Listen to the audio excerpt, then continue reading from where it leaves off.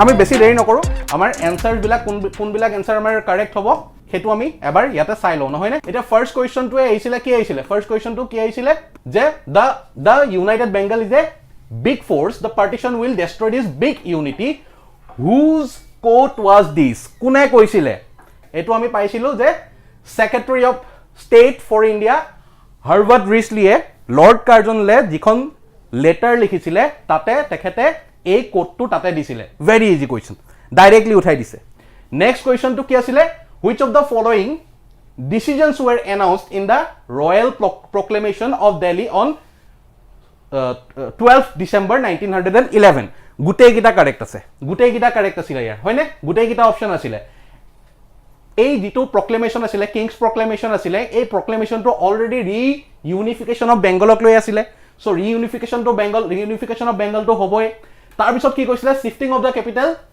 of India from Calcutta to Delhi hetu ko asile proclamation dia asile next to asile the capital of Assam was again shifted to Shillong hetu asile hoine amar ji summary ase bookor summary last page to asile gute ekdom last page to asile ma page ko homo koi dim direct thik ase so yar correct atai kita yate proclamation ki asile atai kita resolution loa hoisile aru yar correct option ki hobo option D is the correct option thik ase third to ইয়াৰ নিচিনা পানী question একোই নাই আৰু ঠিক আছে in which country did Gandhi first apply the technique of Satyagraha ইয়াত মই ডিসকাসো কৰিবলৈ নাযাও জাস্ট সাউথ আফ্ৰিকা মাৰি থলে হল যোনে সাউথ আফ্ৰিকা মাৰিছে তাতে সত্যাগ্ৰহটো ফাৰ্স্ট স্টাৰ্ট কৰিছে ভেৰি গুড নেক্সট আমি চাও give me blood and I shall give you freedom ইয়াতকে ইজি কোৱেশ্চন একো নাই আৰু কোনে কৈছিলে নেতাজী সুভাষ চন্দ্ৰ বোস ডাইৰেক্ট চকুমুদি তোমালোকে দি দিব পাৰা ইয়াতে which date was the direct action day কোন মুসলিম লীগে কৰিছিল ডাইৰেক্ট একচন ডে কোনটো 16 August 1946 was the direct action day হয়নে তাৰ পিছত কি আছে when was slavery banned in Assam direct question উঠাই দিছে আমি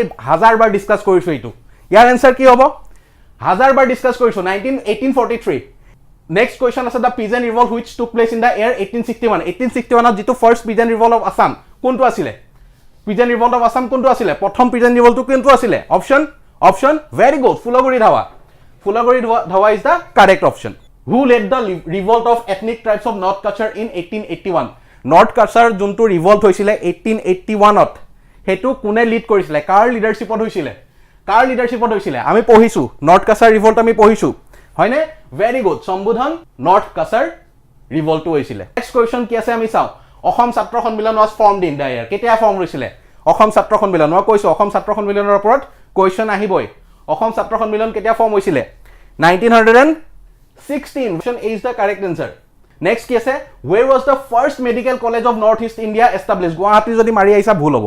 ডিব্ৰুগড়ত ঠিক আছে next which of the literates mentioned below are known as the Trimurti of Junakes আহিব কোন আছিল কোনটো অপচন হ'ব কারেক্ট অপচন কি হ'ব তোমালোকে কোৱা 2 3 and 4 কোড আছে অপচন B হয়নে so 2 3 4 কোড আছে option B is the correct answer who wrote the Raj Tarangini খন কোনে লিখিছিল কালহানা ঠিক আছে নেক্সট কোৱেশ্চন কি আছে চাও টু which ethnic group does the Khasi tribe of Meghalaya belong Khasi tribe টু কোনটো এথনিক গ্ৰুপৰ পৰা বিলং কৰে 13 নম্বৰৰ এনসাৰটো কি হ'ব অষ্ট্ৰিক গ্ৰুপৰ পৰা বিলং কৰে খাসী ছাপচাৰ কুট এগেইন আমি কৰিছো হয়নে Chapchar Kut is a traditional festival of which state Chapchar কুটটো কোনখন ষ্টেটৰ ট্ৰেডিশনেল ফেষ্টিভেল হয় কাৰেক্ট এনসাৰ ঠিক আছে মিজোৰাম অপচন সি তাৰ পিছত নেক্সট কোৱেশ্চনটো কি আছে who first introduced prose literature in Assam Bhattadev জনে ভট্টদেৱ লিখি আইছা কারেক্ট হৈছে which of the following is a non renewable resource কি হ'ব mineral oil ঠিক আছে বাকি কিটা আমি which one of the following is not included in tertiary occupation answer to শুদ্ধ হৈছে কিন্তু কোনটো অকুপেশনত আহে correct answer to mineral resource collection হয় কিন্তু primary occupation আহে ঠিক আছে আৰু tourism to tertiary occupation আহে next question কি আছে which one of the following animal is about to be extinct মানে so year correct answer to কি হ'ব option C next question কি আছে 19 number to চাও which of the following is not an example of greenhouse gas so oxygen is the correct answer next question কি আছে an example of environmental problem ঠিক আছে environmental problem so correct option to হ'ব C ঠিক আছে next to কি আছে which is the largest country in the world in terms of land area population ঠিক আছে Russia is the correct answer option C to correct hobo next to koise which sea has separated the continents of Asia and Africa Mediterranean sea no hoy Caspian sea no hoy Arabian sea no hoy Red Sea is the correct answer Red Sea next to Cairo is the capital of which country koiselu Cairo Egypt or capital hoy Next question. As per the Census of India 2011, what was the percentage of literacy rate in Assam? 22.19 asile, hoine? Yar ki ase? As per the 2011 census, it was the first class towns of Assam having the highest to gradually less population. Guwahati, Silchar, Dibrugarh, Jorhat. Option A june likhisa, that would be the correct answer. The first, second and third highest tribe of Assam on the basis of population size with the correct answer. ठीक है sir, option B is the correct answer. Next question কি আছে? The longest highway, national highway in Assam, আমাৰ NH 37 যোনটো হ'ব। তাৰপিছত কৈছে যে which is the largest agro based industry? Exporter of tea, হয়নে?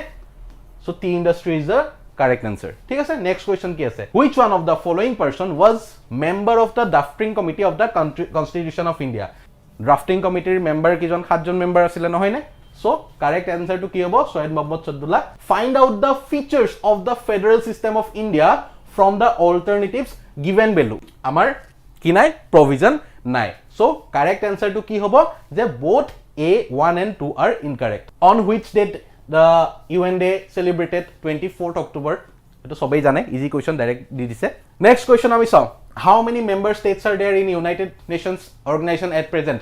Member state কিমান আছে? 193 আছে। Next question to একেবাৰে easy. Who is the present Secretary General of United Nations organization? Antonio Guterres. In perspective of international organization and their headquarters, find out the variance. Question B2 এটা হৈ গৈছে variant. Next question আমি কি চাওঁ? Okay. Next আছে 35 number. On the recommendation of which one of the following organ of the United Nations organization does the General Assembly appoint Secretary General? Security Council hobo. Security Council or recommendation loy. Which of the following alternatives are characteristics of money? Ekitai hoi goise characteristics of money. So option D would be the correct answer. Identify two primary functions of money from the alternatives given below. So option A would be the correct answer. তাৰ পিছতে একেবাৰে easy, ঠিক আছে। The name of the Central Bank of India, ইণ্ডিয়াৰ যিটো Central Bank, Reserve Bank of India হৈছে ইণ্ডিয়াৰ। Which of the following is not a function of commercial bank? নকৰে। So option D would be the correct answer. ঠিক আছে, very easy question। তাৰ পিছৰটো আৰু easy কি আছে? The period covered by the first 5-year plan in India, কেতিয়াৰ পৰা start হৈছিলে? 56 লৈকে first 5-year plan টো চলিছিলে। Very easy question. Who is the chairman of NITI Aayog, which was formed in 2015? Prime Minister of India, সবেই জানো। Next question 43 কি আছে? এটো কৈছে the act of lessening of degree of state control in economic system of a country is called, কি বুলি কয়? হয়নে? লিবাৰেলাইজেশ্যন কেতিয়াৰ পৰা আহিছিলে? 1991 ৰ পিছৰ পৰা আহিছিলে নহয় জানো? তাৰ পিছত কি আছে? নেক্সট কুৱেশ্যন কি আছে? প্ৰাইভেটাইজেশ্যন মানে কি? প্ৰাইভেটাইজেশ্যন অপশ্যন ইয়াত প্ৰথম অপশ্যনটোৱে হ'ব the policy of is the correct answer. Last question, চোৱা কি আছে last question? By dividing national income, very easy question. এটো তোমাৰ কি হ'ব? একদম ইজি হয়। ডিভাইডিং নেশ্যনেল, যেতিয়া আমাৰ নেশ্যনেল ইনকামটোক সেইটোক আমি কি বুলি কওঁ? পাৰ কেপিটা ইনকাম বুলি কওঁ।